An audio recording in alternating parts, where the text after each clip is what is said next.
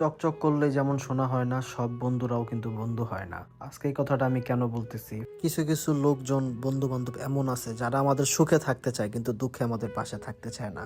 যাই হোক, সবার লাইফে বন্ধু নামক শব্দটার ভিতরে অনেক মায়া এবং কষ্ট জড়িত। আমারও এরকম টুকিটাকি কিছু আছে। যাই হোক, আজকে হঠাৎ করে দেখলাম বাইরে হালকা হালকা বৃষ্টি হইতেছে, তাই ভাবলাম যে আজকে যাব 300 ফিট হাঁস খাওয়ার জন্য। তো কি করব, আজকে আমার ক্লোজ যে বড় ভাইকে সাথে নিয়ে নিলাম যে চলেন ভাই, আজকে যেহেতু বৃষ্টি হয়েছে একটু ঘুরে মুড়ে আসি। অনেক দিন যাবত দেখা গেছে আড্ডা মুড্ডাও দেওয়া হয় না তেমন। ফ্রেন্ড সার্কেল বলতে এখন আমার তেমন কোনো ফ্রেন্ড সার্কেল নাই, শুধু বড় ভাই আর কয়েকটা হাতে গোনা কয়েকটা লোক আছে। যাই হোক, এই ভাইয়ের সাথে ইদারিং আমার বেশি টাইম থাকা হয়, তাই ভাইয়াকে নিয়ে বললাম চলেন ভাই হাঁস খাই। ভাইয়ের আবার হাঁস খুব ফেভারিট, আমারও হাঁস খুব ফেভারিট, তাই ভাবলাম দেরি না করে চলে যাই। জিরি জিরি হালকা হালকা বৃষ্টি হইতেছে, রাস্তাঘাট দেখবেন হালকা হালকা ভিজা এবং খুবই সুন্দর একটা ঠান্ডা পড়ছে। এই জিনিসটা অনুভব করার জন্য, ফিল করার জন্য চলে যাচ্ছি আপনার 300 ফিট। 300 ফিট যাওয়ার আগ দিয়ে তো ভাবছিলাম যে তেমন একটা ঠান্ডা বাহিরে পড়বে না, কিন্তু আমি তো পুরাই অবাক। এমন একটা ঠান্ডা যা বলার বাহিরে। অলরেডি আমরা 300 ফিটের রোডে ঢুকে গেছি, পূবাচলে যাচ্ছি। খুবই সুন্দর, আমার হাত পাও পুরা কাঁপতেছিল শীতের ভিতরে। কিন্তু যাই বলেন, শীতের ভিতরে বাইক চালানোর মজাটা কিন্তু অন্যরকম। যারা যারা রাইডার আছেন,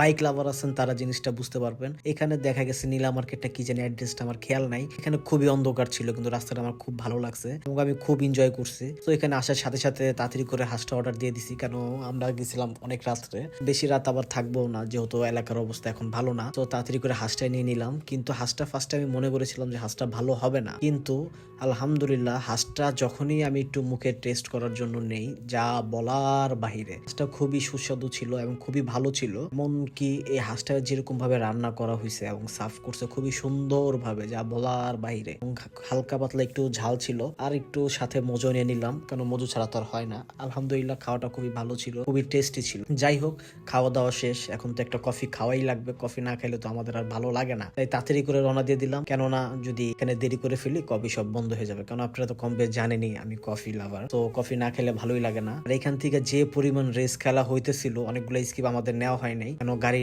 আমিও একটু টানছিলাম হালকা পাতলা। তাও সবাই একটা কথা বলবো, সেফটি ফার্স্ট, তো উড়া দুরা টানবেন না। পরে যাই হোক, আমার হুন্ডাটা হঠাৎ করে একটু প্রবলেম দেখা দিল। প্রবলেমের কারণে এখানে একটু রেস্ট নিলাম, যেহেতু আমার এইবারের মোবিলটা ঢুকানো খুবই ভুল হয়ে গেছে, যেটার কারণে হুন্ডা ওভার হিট হইতেছিল। তো গাড়িটা একটু ঠান্ডা করে আবার সুন্দর করে চালানোর জন্য রেডি হয়ে গেলাম।